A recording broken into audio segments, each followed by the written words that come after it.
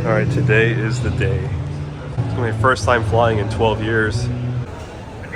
That's right, we only get picked up in style here.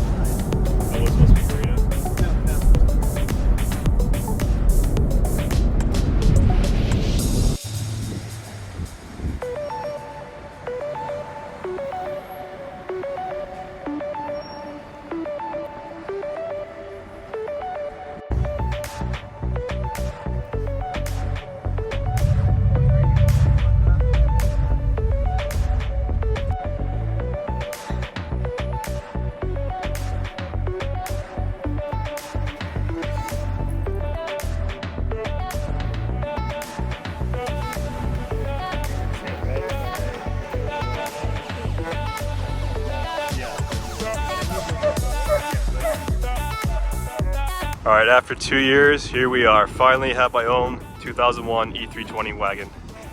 Now, you may notice it's not exactly an E320 anymore, but it's pretty close to one.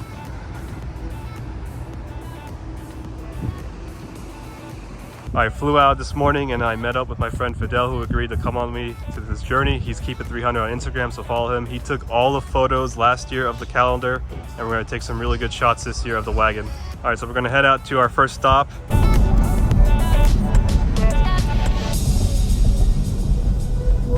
In the background, damn, the marine layer is insane over here. Use the right lane to take exit 442 toward Alexander Avenue. No way, dude.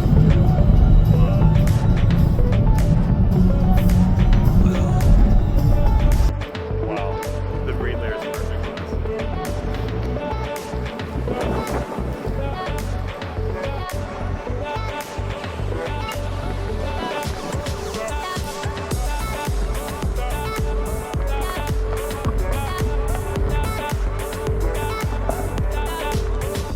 Probably been about 20 years since the last time I came to San Francisco and the Golden Gate Bridge, and we are back with the wagon. That's such a great view with the water. I'm sure we'll get some really nice shots out here.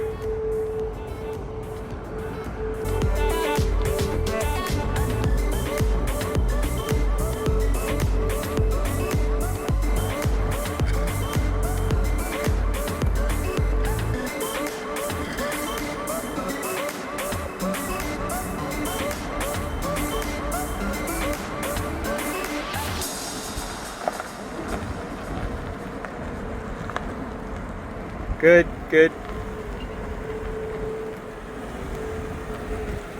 Nice.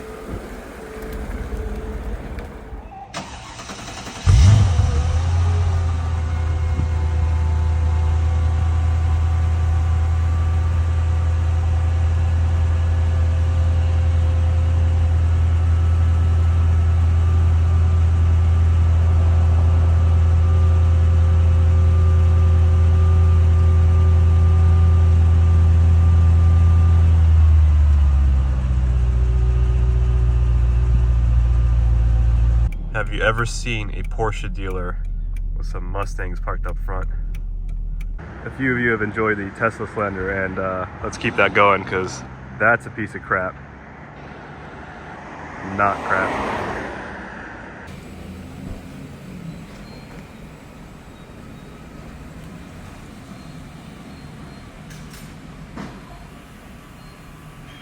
We had to stay the night in Seaside because we decided to spend 5 hours taking photos at the Golden Gate Bridge, which hopefully they're worth it. But yeah, we didn't make it back in one day as I was planning. Still pretty good though. Got to enjoy some food. All right, we are at the 17-mile drive in Monterey. We actually came yesterday, but it was just too late and too cold and too dark. So we stayed the night, like I said. It's just the best decision to, one, be able to have a less stressed out drive and be able to go all the locations we want to get all the good photos. So hopefully the photos turn out amazing, which I think they will. I haven't actually said too much about the wagon so far. Just wait, I'll explain more about it later, but we're just trying to enjoy the drive, enjoy the views, enjoy the food.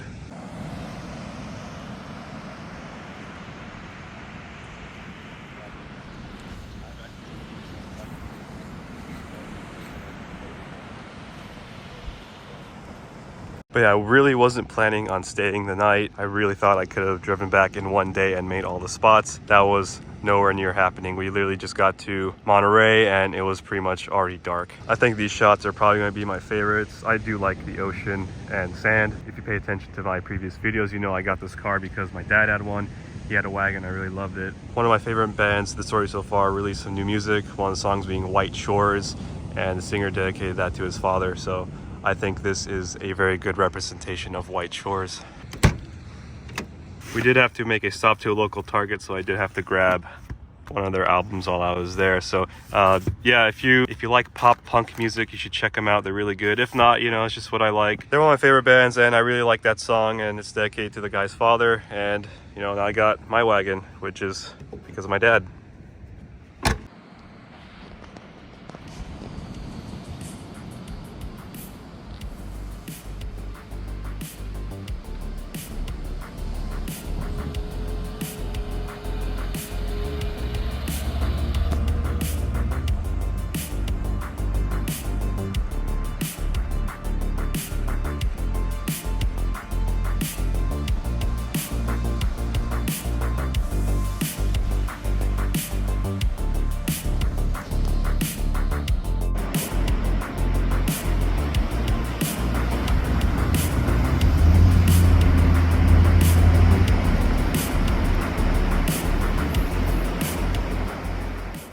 Well, it was empty here a couple seconds ago, but a lot of people showed up.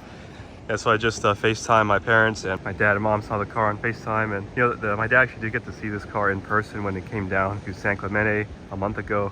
And he's actually really excited about this car, more so than my other two cars. My dad had his wagon 17 years ago, and that's the car that really got me into 210s and the Mercedes. And finally, I have my own wagon.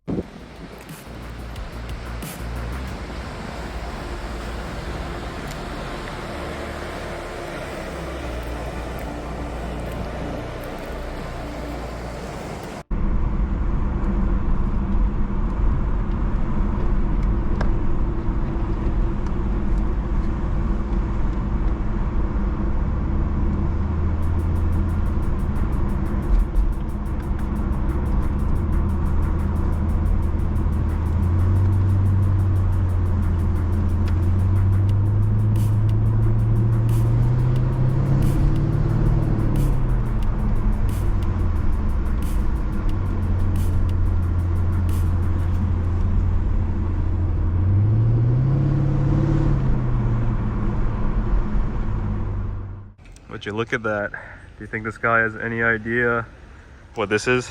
Probably not. Yeah, older woman's in that car. Probably the original owner, honestly. Yeah, look, it has the original license plate on it. Yeah, so that would be the original license plate on a 210 wagon. It'd be a 4. I got a 9 on this thing because, you know, just brand new, but yeah, gray interior, 040 black. I gotta give a shout out to Ernie for driving all the way from the Bay to 17-mile drive, and he gave me this license plate frame, so thanks to Ernie for the license plate frame. It's nice to meet you.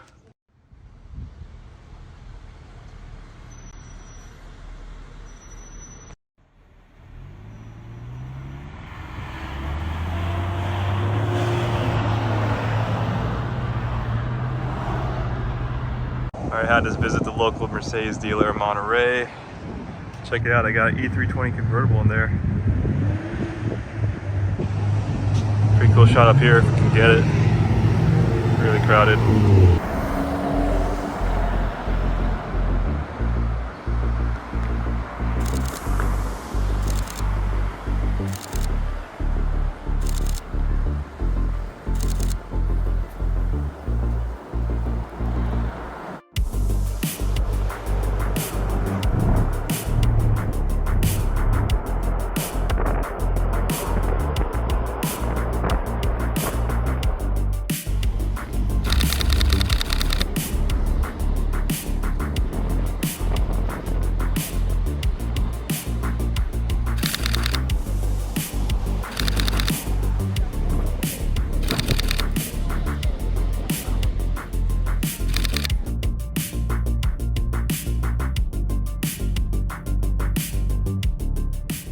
We had to stop for some ice cream up in Solvang here.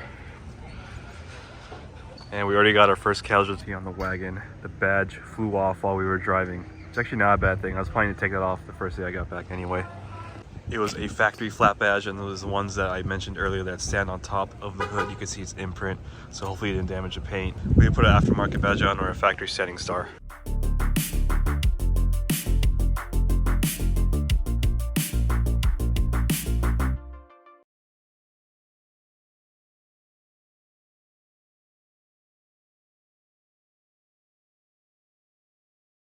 All right, it is 12:51. We are finally home after dropping off Fidel. Just this day alone, we had 492 miles, 12 hours, 17 minutes of driving. Mostly with me, Fidel did drive for a couple hours, 20.7 miles per gallon average. This total trip, let's see, we got 704 miles. So that's a lot of miles. All right, I'm gonna go to bed. We'll talk tomorrow, which will just be a next clip for you. All right, we just got the wagon certified. I want to shout out Smog Spot, really good smog station in Laguna Hills. If you need a smog, hit them up. No funny business, it's a legitimate business. And this wagon is bar certified, so it is smog legal. All right, it is now the next day. Had a real good night's rest. Obviously I was tired, and now I don't have so much adrenaline pumped up from buying the wagon. So here she is, really dirty. Doesn't look too bad on video, but in person it is pretty filthy. Wheels are pretty matte gray. And we'll talk about that in a second. Not too bad in terms of bugs on the front of the car. I mean, last trip I did up there, it was a lot worse than this. Yeah, unfortunately, some bird droppings. Windshield not too bad. Just a couple little spots. And yeah, some more up there. A little bit more bird droppings. So I think we should make birds go extinct. And not too bad, really not bad at all. I'm gonna wash it today, and we're gonna have to change the wheels out today. Like, cannot wait. Not because I don't like them, I actually think they look really cool on this car. These are from, like, let's say a 2015 SL63. That is R231. You can look up those specs, I'm sure someone posted online, but they're 19s in the front, 20s in the back. These are huge on the W210. And they only fit because the fenders are rolled and pulled. So they're gonna come off because the tires in the back are done. So not only are the tires from 2016, so they're really old, they actually do have decent tread still until you get to the outer edge. It has camper wear, so that's unfortunate. But yeah, it didn't look this bad when I first got the car, but I guess a 700-mile trip will do that when they're already on their way out. I don't want to roll around on these tires too much more, so today we're going to change them out. Still have not unloaded the back of the car, and we actually brought a Gusto pizza box with us all the way from Seaside. That's probably the furthest that box has ever traveled. We got a little bit of work to do on this car, not too much. So that's why I got the smog done today, because we have to go register it tomorrow. Today's Sunday. Luckily Smog Spot is open 7 days a week. Hit them up. All right, first wash of the wagon.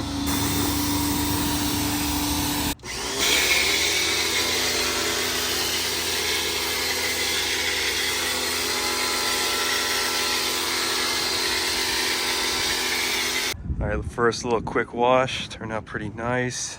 Not perfect, just had to get it clean, it was so dirty. You can see the imprint on that oversized hood badge. That's such a stupid design, I don't get why people put that on their car.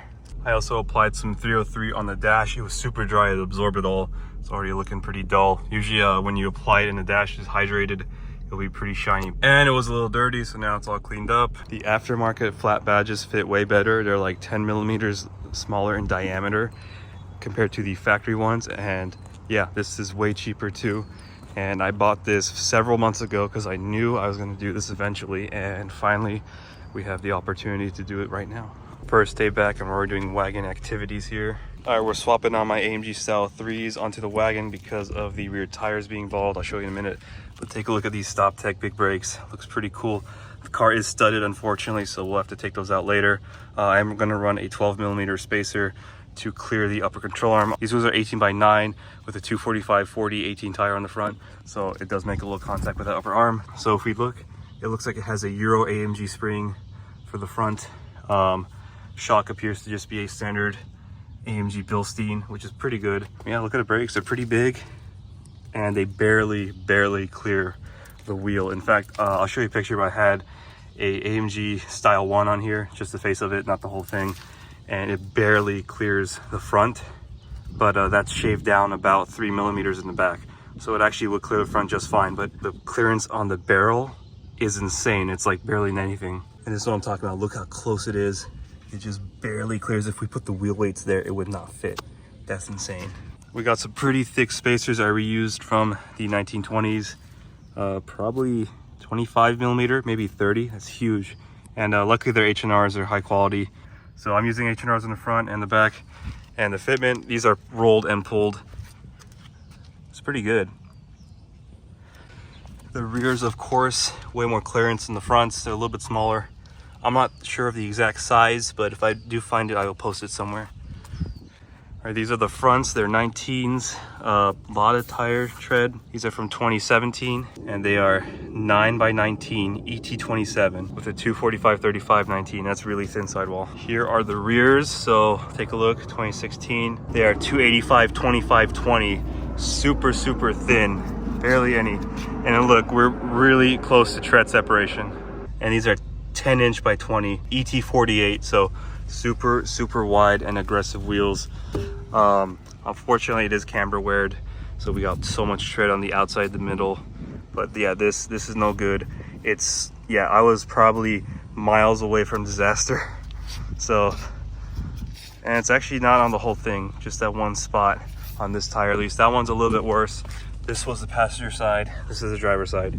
So yeah, definitely had to change these out as soon as possible. If you are interested in these wheels, hit me up on Instagram or email me, socal2ten@gmail.com. Shoot me an offer. Let's see if anyone's actually serious about buying these. 4 large wheels, no problem. This is why the wagon is awesome. Doesn't even break a sweat.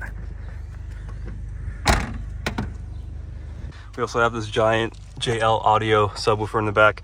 Quick disconnect. I left it on, but you could definitely take it out really fast. But it does sound really good. Check out the stance. It looks pretty good. I'm really happy with it. The widened fenders don't look too bad with these wheels. Usually these wheels are almost poking on a standard Fender 210, but they're pretty good just the way it is. Pretty happy with it. High school me would be so happy right now. These are the wheels I actually drove in high school, and I always wanted them with black centers, polished lip. And I always wanted a wagon. Here we are, 10 years later. It looks so good. This car looks so good from the back. It is, I think, the best car in the world. I don't care. Those are fighting words, and I will fight you for it. This is the best car in the world. I won't forget about my CL, but sorry, we gotta go utility over good looks this time. But I will have a CL one day. Had to take my wagon to Matt's to show him, and he actually did not know it was the wagon at first. He thought it was my sedan until he saw the roof rails, which is kind of funny. And now we're gonna get a couple shots of them next to each other. 2 wagons. Oh yeah. Looking good on the monoblocks. I got the next generation Style 3s. 744040. Oh, that was the original engine in this car. You already know I had to, just at least for a picture. I'll probably put the chrome on back on, but I had to see what it looked like. This is basically my sedan as a wagon. That looks so cool. If you want your grille painted black, hit up JM Painter on Instagram. We got this fitting a lot better. I had to grind down the actual mounting plate behind it. Got my old Aero 3s. Looking good. It is so nice buying a car that really doesn't need much, because we get to do the fun stuff like the wheels and the grille, and we'll do a couple more things here and there. But yeah, it's just nice not to have to fix a car. Well, I decided to bring the wagon to Cars and Coffee, but I picked the worst day because now it's absolutely packed. But we'll find some parking. Got all this junk left outside. I managed to find a place underneath. And the reason why I wanted to come was because it was pretty much almost exactly a month ago that I got to see this wagon here at South OC Cars and Coffee, right up there in the back of the lot. Brought my 210. I checked out the car and I knew it was the one. I'll talk more on that later, but I thought it'd just be pretty cool to bring it like a month later after I got it. I know a few of you may think I don't roll around dirty, but this car's actually pretty filthy. I washed it a week ago and I've been driving it pretty much every day. I mean, it doesn't really look that bad on camera, but trust me, in person, this thing is pretty filthy. And my point is, don't be afraid to bring your cars to Cars and Coffee or any type of car show, even if it's dirty. Life's too short, just enjoy it, dude. All right, let's see, we got some common traffic here, G-Wagon. Let's see if there's anything interesting upstairs. Second best car here for sure. I don't get how they put the lot full signs up when there's like so much parking available. This is kind of why I hate this South OC Cars and Coffee. Literally so much empty space and they're closing it off already. It's ridiculous. I'm no fan of BMW, but the Z8 definitely is one of my favorites. Oh yeah. 26 Euro bumpers, Euro headlights. Interesting wheels. No Euro tails though. Not bad. The dog's pretty cool. Second wash in one video. This is actually way more realistic on how I'd like actually keep my car clean, considering I actually drive this car unlike my other cars.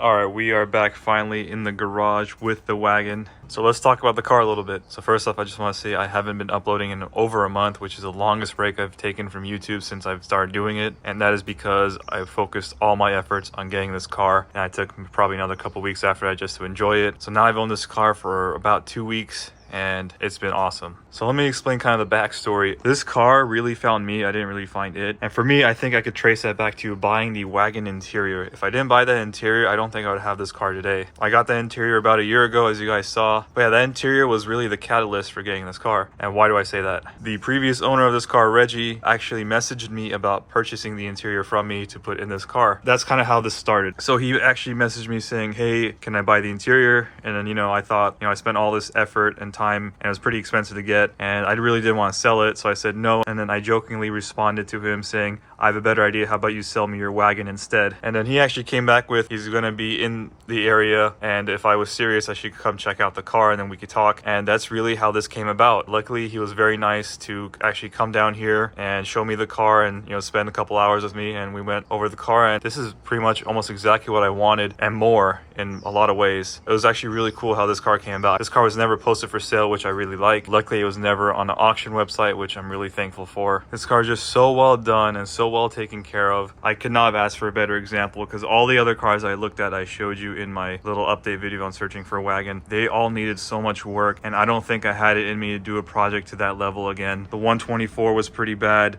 The 210 was pretty bad. This car it's all gravy. It's so easy what I have to do with this car. It's pretty much just going to be the interior. That's the biggest work I'm going to have to do to this car. That's pretty easy because the seats, I just have to clean them up. And honestly, the headliner is redone. We'll go over that in a bit, but I do want it to be Alcantara, which that's not that hard on a wagon because you can take all of it out in the back. You don't have to go through the front door, take out the front windshield or anything like that. So yeah, after I saw the car, luckily he brought it to South OC Cars and Coffee and I brought my 210. We parked them next to each other and that was very tempting, you know, seeing these two cars next to each other. That's pretty much what I wanted, you know, two 210s matching, and here we are today. So I think it was that weekend where I missed my first upload when I saw the wagon. After I saw the wagon, I knew I had to get it, and that's when I started working on, you know, getting the funds ready and being able to go and get it. So this car was in Oakland, so I had to go fly up there. I didn't want to drive. Coordinated all of that. It took about a month from seeing this car to getting it. It's actually really not that long, but it felt like an eternity because I thought about this car every single day. So as I got ready to buy this car, I purchased a plane ticket for myself, and I asked my friend Fidel, who was a really good photographer, to come with me, and luckily he said yes because we got some amazing pictures. This trip,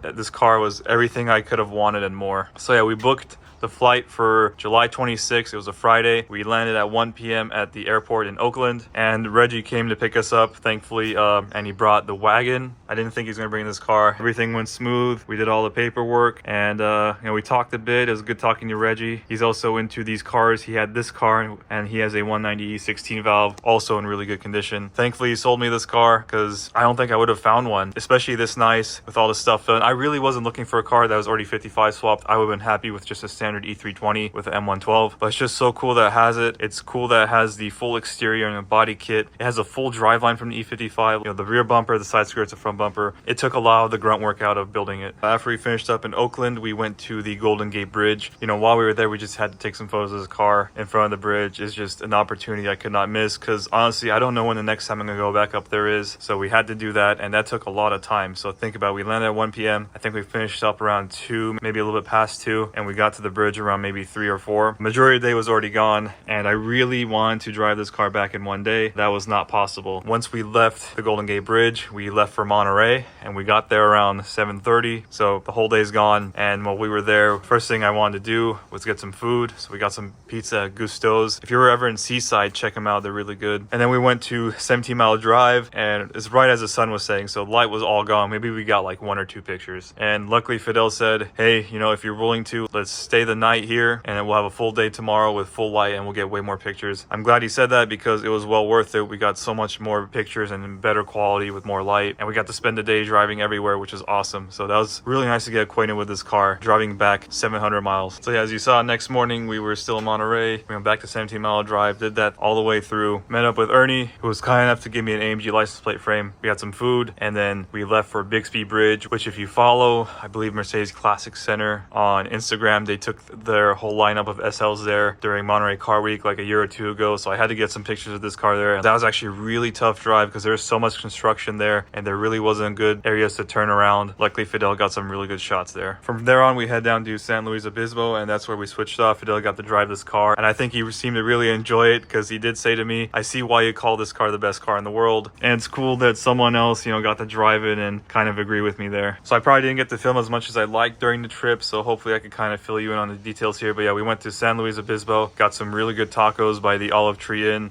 Go look it up if you're ever in the area. Really good tacos. And then from there, we were losing light. It's already like 5 p.m. or something. We headed down to Solvang, got some ice cream there, got some cool shots. If you don't know what Solvang is, it's like an old Danish town. You know, the buildings look just like they would there. I thought it'd be really cool to get this car in front of that. From there, we were losing light fast. I had to stop by Santa Barbara Pier because this car is originally from Santa Barbara, and the guy who built this car, Peter at Santa Barbara Auto Works, you know, he's from Santa Barbara, so I wanted to make a stop there, and we got just a couple photos as the sun was completely set, and that was pretty much the end of the trip there. You know, we just headed home after that, and luckily Santa Barbara's not too far. It's only 2 hours away. As you saw, I came home pretty late, and the total trip mileage was around 700. As you saw, the one thing that this car did need was rear tires, so I had the set of AMG style 3s ready to go with some decent rubber. We had to do that. That was the first wash I did too, and actually I washed this car 3 times already in the 2 weeks I've had it. That's more than I've washed these 2 cars in the past couple years combined, so that's kind of funny. All right, so now I kind of explained the little backstory behind buying this car and the trip. Let's go over the car itself. So by VIN number and what this car started off as, it is a 2001 E320 wagon, rear-wheel drive, 040 black with factory black interior, which is exactly what I was looking for. That was my search criteria. So like I said, it had to be 2001, 2002, or in the US, 2003 was the final model year of the wagon. So this being 01, it fit the criteria because it has ME 2.8. Remember I was talking about the ECUs being different. So this has the later ECU, which can be useful for future upgrades, which is why I wanted it. And the side bonus is, if you remember, you do get the digital speedo in the cluster, which I really do enjoy. All right, so let's start off by what we see. This car has the full AMG body kit. So we got the front bumper here, and this is the front bumper without the headlight washer cutouts. So this car did not have factory xenon headlights or headlight washers, but the xenon headlights, guess what? They're plug and play. You don't need to do any wiring or coating. They plug right in. And honestly, I could live without the headlight washers because they always fail. So there it is, a front bumper AMG with the fog lights. Everything works. We put my wheels on there. It had the R231 SL 63/65 forged wheels, which they are really nice, but I think they're just too big and they will only fit this car. They will not fit my sedan, so I think I will get rid of them. Next up, we have the side skirt, which is the same between sedan and wagon, and we have the wagon specific rear bumper. So that's actually really cool. This is a really hard piece to get, and I was having trouble finding one. That piece of the bumper is actually folded in, it's not cut. So that is one difference between the sport bumper and the AMG bumper. And as you can see, we do have a muffler on it. It is a super strip muffler. So take a look, there she is. I don't know if you heard throughout any of this video, but it's a very tame muffler. It's basically, it almost feels just like a stock muffler, visually too. So I'll keep this on for now. I actually really do like it, but I think this car has a full exhaust system. So it has a factory cats, factory resonator to the stock muffler. So of course it's gonna sound stock. It's really not much there. And as we see on the rear, it does have the AMG spec taillights. So it has a tinted section up here. It might not pick up a camera, but this clear section is definitely the smoke / tinted, whatever you want to call it, that the AMGs or avant-garde cars have. This car is badged E55 AMG, so I know some people might not be happy because by VIN number it is E320. I'm going to leave it on for now. This is going to be my first car with the AMG badge, and I think it kind of does deserve it because it does have the full drivetrain swap. More on that in a second. It is sitting on, I believe, Euro AMG springs for wagon, so the fronts are probably the same as sedan, but the rear is specific because it does have self-leveling rear suspension. I didn't check if the self-leveling shocks were AMG spec, but I mean there really won't be too much difference between that and a standard wagon. I'm sure the valving will be stiffer safer, but honestly, like, it's so minor in the back, it really doesn't make a difference. As long as the self-leveling rear works, I'm happy. One thing that this does not have is the AMG brakes. It's got Stop Tech. I believe these are the Stop Tech trophies. So I think that's a 355 millimeter front rotor, and they are 4-piston, and they barely clear. There's actually a decent space between the spoke and the caliper, but between the barrel and the caliper, I don't even think you could fit a wheel weight between there. It is so tight, but luckily it fits because I do want to keep it on 18s. The rears are a little smaller. They're also 4-piston. I believe these are 328 millimeters, so a lot more clearance in the back. So for those wondering, these are AMG style 3s. These are specifically from a 211, more commonly found on an R230 SL. These are 18x9 ET39 all around with a 245/40 tire in the front with a 12 millimeter spacer. So that spacer is actually absolutely required with this setup because it will hit the front upper control arm. Also, I believe spacers will be required on this car from the foreseeable future because the fenders have been stretched. These are quite a big stretch. So if you remember in the E60 video, I mentioned that they're factory rolled on AMG cars usually, and the E60 also got its fenders stretched from AMG. So this is after the fact, but it is a massive stretch. These wheels will be pretty much almost poking on a standard body 210, and they're pretty tucked right now. Same story with the rear. So the fenders are extremely stretched, and there is a gigantic spacer on that wheel to push it out, because these wheels would be pretty tucked in right now on a standard body car, and they're pretty tucked with that big of a spacer, which I believe it's probably a 25 millimeter. These would be poking out of the car on a standard body car. So the multi-piece wheels that I'm building for my sedan will probably fit better on these because they are very aggressive. They are borderline poking on the sedan, so this might be the better candidate for those wheels eventually when I get them redone. I think I forgot to mention the rears, and this is a 275/35/18 tire. So we have the stock US tire size for an E55 on this car. Other suspension upgrades include the E55 AMG sway bars front and rear. So one of the biggest faults on this car when I got it was it had the oversized flat emblem, but I put a better flat emblem on here. It sits flush. I made a whole video about it. You could go check it out. But I did try to put a standing star on here, and it did not fit for some reason, so I will have to figure that out in the future. But for now, this fit really nice and easy, so I'm going to keep it on, and it matches the sedan, which is also really cool. And it is the factory style. It's not factory, it's aftermarket, but it's the factory style with the black background, which I really like. So yeah, funny enough, the other flat emblem on here, the oversized one, that is actually a factory part. It is such low quality. It is trash. Please don't put that on your car. Go get something nicer or keep the standing star. Here's most people's favorite parts of the car is the E55 AMG swapped engine. So this is actually a engine from a 2002 E55, and it's more than just the engine. Peter, who built this car, did everything. So he had a full donor car, engine, transmission, drive shaft, differential, entire rear end, axles, everything, and all new bushings front and back. Like, this car is so solid. It is built so well. So everything is swapped over from the E55. Literally every single part mechanically is there. So this is a very complete swap, more than what most other people have. Peter did not leave the engine stock either. He did reseal the engine, which I'm very thankful for, because there's a lot of stuff you can do while you're in there, and you did it all. There's a lot of receipts for this car. So let's start off. This engine, besides being resealed, it has Schrick. I don't know if you ever heard of that company. It's a German company. It has Schrick camshafts.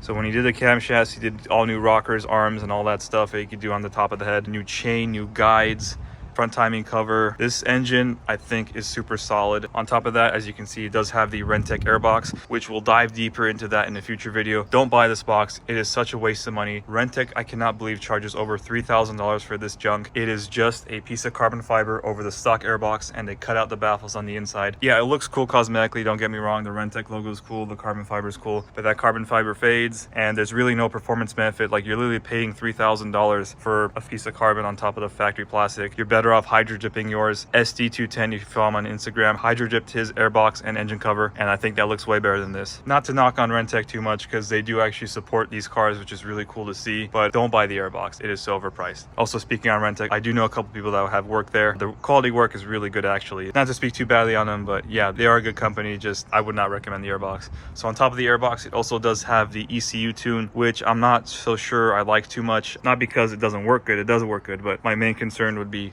longevity. How does that affect the engine? The factory tune on this car is really safe. This engine might require the tune because of the camshafts. And of course, if you do remove your cats, which this car luckily has all four, a tune is recommended as well. So that's all there really is to it in the engine bay. Of course, everything from E55 is here. So correct radiator, coolant tank, which I think is the same as a 430. All these clips are here, which are missing on my car. Brake booster, all that stuff. Brake booster vacuum hose, the fuel line, that's all specific. I went over this in my car's video. The only thing that's like really obvious that an E55 would have have that this car does not is the headlight washer tank, which actually this bottle does not have the little inlet for it, so that's okay. I don't know if I'll ever retrofit the headlight washer tank because it is going to be useless on this car because I will not do the full system. I might just do it for cosmetics just to have both tanks there, but it's really not necessary. It's fine the way it is. And also, being a wagon, does have an additional line right here for the rear glass, because that does actually spray water as well with the rear wiper arm. You know, Peter did such a good job on this car. Like, all this stuff here is new. All the rubber, the seal to the wiper arm is new. This car is in such great shape, and pretty much no part of it was skimped out on, which I really do appreciate. So moving along, it does have the E55 722.636, which I believe is the code for it. I could be wrong. It is the actual transmission from the E55, and on top of that, it has a Wistek transmission tune, which I gotta be honest, I wasn't so sure how much I'd like it. The transmission is definitely more aggressive and more responsive. It holds out the gears, and when you manually downshift, I feel like it rev matches pretty well. Not the worst thing in the world. Like I said, my only concern is longevity. Does that wear out the clutch packs faster? Does that put more strain on the transmission as a whole? Hopefully it doesn't, and I'll try to take it easy, but this car is just too easy to not drive aggressively. This car, it's just so effortless to drive, and has like unlimited power, it feels like, and it's awesome. Got the full drive shaft, so that's the 8-bolt drive shaft versus the 6 on the standard 430 and 320s. Moving on to the rear end here, it does have the 282 from the E55, and on top of that, Peter did put a Quaife limited slip differential in here, and that is actually really awesome because I do enjoy it. The E60 got a wave track, and it does make a difference. If you ever driven open diff 210 a lot and you go to the LSD, you'll feel it right away. So while I was swapping the wheels, I did take a peek underneath, and all the bushings in the rear end look brand new. The front looked good too, so that's really nice that this car is just super tight and solid. It drives like a dream. All right, I think that covers everything on the drivetrain and the exterior. Let's go ahead and take a look at the interior. So it does have the front two E55 AMG seats. Everyone knows what these look like. These are just a standard black/charcoal. It has the AMG steering wheel and airbag with the AMG stamp on it, and the instrument cluster. It also has the Napa leather, which is standard on the E55's armrest. And other than that, it is the stock E320 interior. So we just have the standard leather here, and this is plastic.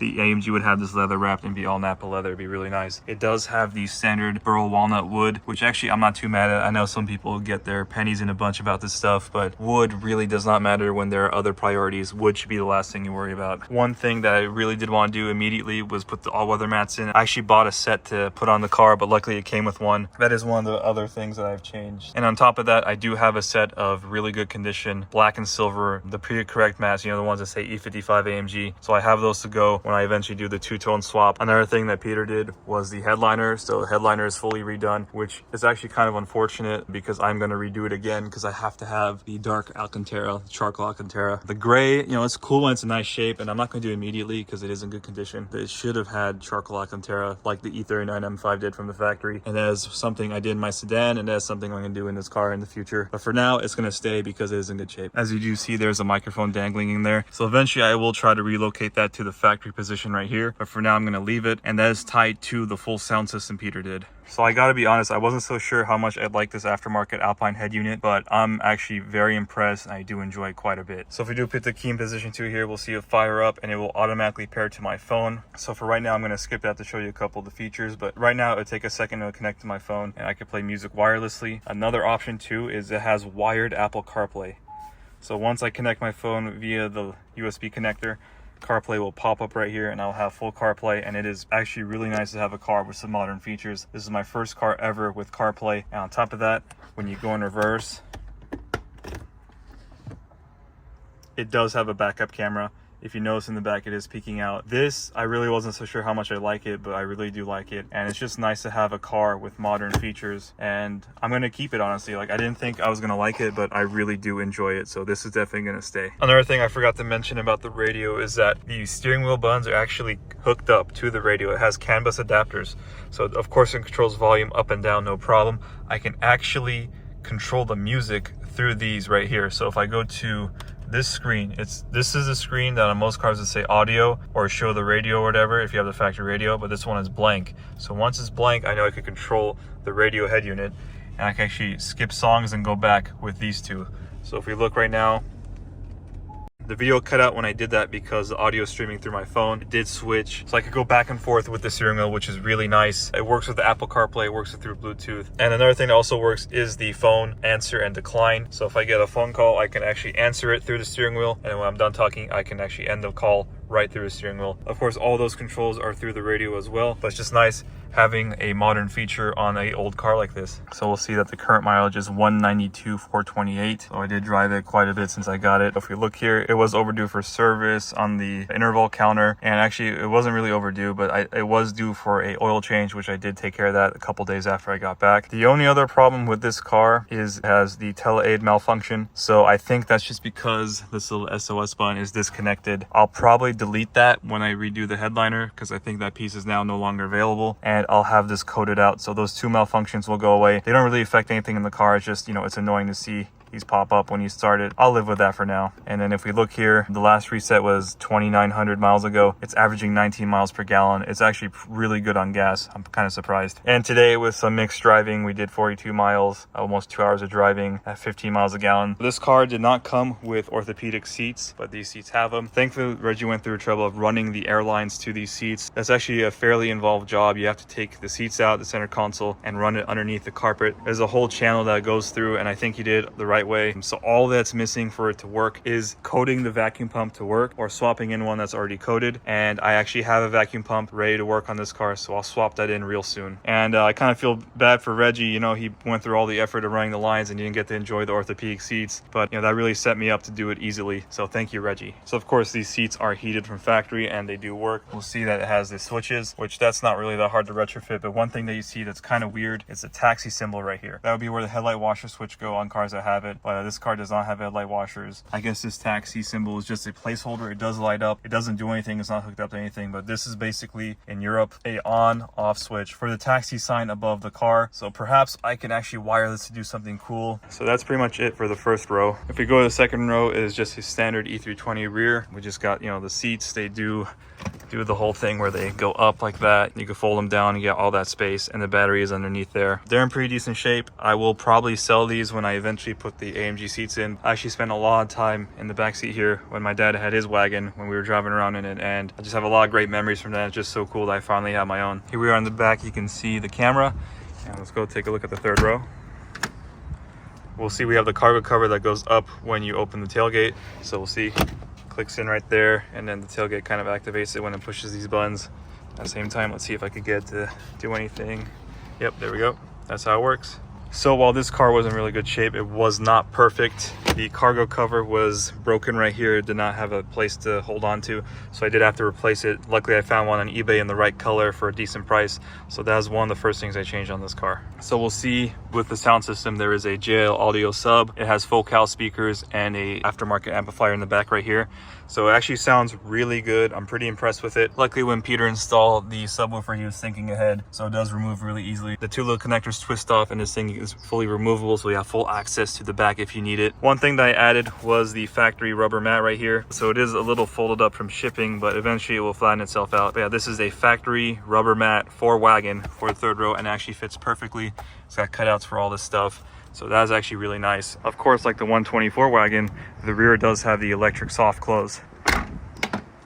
So if you heard that little sound, it just sucks it in to close it all the way. So I think that about covers what's on this wagon. So I know some people are going to ask me, how does it feel power-wise? It definitely does feel faster than a stock E55. My friend, Mark, who actually has a stock E55, he drove this car. He knows right away that it did feel like it had more power. So if I were to guess, let's say stock E55 has 350 horsepower, probably right around there. Let's say the camshafts add 20, that's 370. Let's say the airbox with the tune adds another 20, it's 390. I think that's all this car really has. So 390, and it's pulling down power more efficiently with that LSD.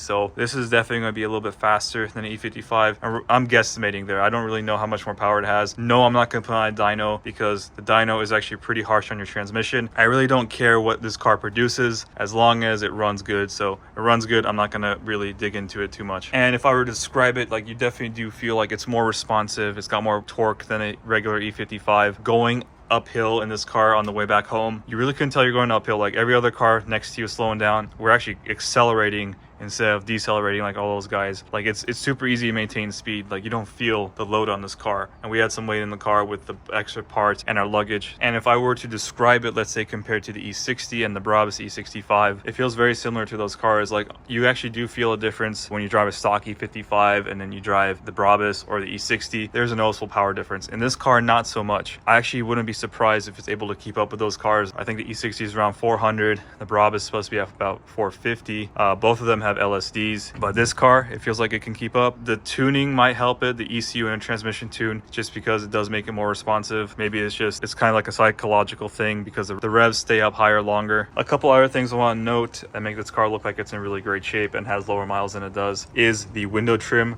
I don't know if Peter got re-anodized or if he changed it, but it is dark. This is what it's supposed to look like new. It's supposed to be pretty much black. So that is really cool. They all fade to gold. Everyone knows what it looks like, that gold color. And these are not faded, so that's really cool. I will have them wrapped in black to preserve them because the sun will make them fade no matter what you do to them. So I'll have them wrapped in gloss black to kind of match the paint better too. They actually don't look too far from the paint right now. So like I said, this car really doesn't need too much, which I'm really happy about. My only real plans are the interior, headliner, tint. The first thing that was actually wrong with this car when I got it was that the auto up and down driver window was not working. Luckily, that was just resetting it. If you watch my video on how to do it, it's a super simple procedure. Other things that this car needs is the vents right here. They are a little faded. There's nothing wrong with them. It's just they forgot to paint them when they painted the car. Same thing happened to me on my sedan actually. They forgot to paint those vents when they painted the whole car. Other than that, really not too much. I'm gonna do the lights eventually. Right now, all the lights are stock. So we got xenons there, halogen city lights, halogen high beams, halogen fog lights, just everything's halogen. The interior is halogen. They do get really hot. I do notice that immediately compared to my sedan with the LEDs. So eventually I will do the LEDs. So I do plan to keep these wheels on here for a little while. The monoblocks on the sedan will go on here. Now, one question I got on Instagram kind of a lot was how much did I pay for this car? And I'm not going to reveal that number. I know a lot of people are going to ask what's going to happen to the sedan. Are you going to sell it? Hopefully not. The goal was never to sell the sedan. This car I've owned for 10 years. I really don't see how I could get rid of it. Right now, this car is in the worst mechanical condition out of all three of these cars. The goal is hopefully sometime later this year or early next year, I can get this up to speed to at least be on this level. It's really not that far off. So I want to circle back to the badges in the back. So I really don't think it's inappropriate to have the E55 AMG badge in the back because it does have the entire drivetrain swap from a sedan. Exterior is pretty much complete and the interior is partially swapped, but it will be complete eventually. I know some people will say, oh, it's not an AMG by VIN. I didn't put the badges on there, so I'm just going to keep them on for now, but I think this car kind of deserves them.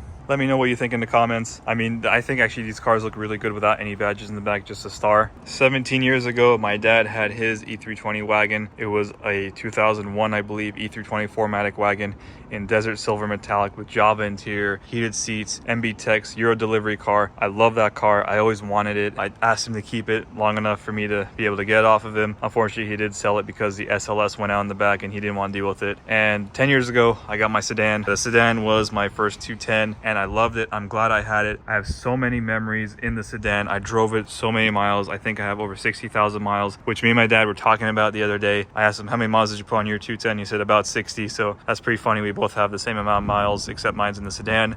And now we have my wagon finally. 10 years after that, 17 years after his. 2 years of actively searching, and it feels so good to finally have it. I always wanted this car, and here we are finally with my own 2001 E320 wagon. And the response to this car has been incredible online. So thank you to anyone who said anything nice. I really do appreciate it. And this car has actually gotten a lot more attention already just driving it around town. People seem to really like the wagons. This car, in my opinion, is the perfect blend of fun and utility. I think it looks good, it drives good, it does everything really good. It is, in my opinion, the best car in the world ever. I think this is peak automobile. The only thing that could possibly improve this car, 113K, that's it. All right, I think this is a good spot to end the video. I think it's gone on long enough. I hope you enjoyed it. There's so much more to come. Thank you for watching. Thank you for all the nice words, and I'll see you in the next one.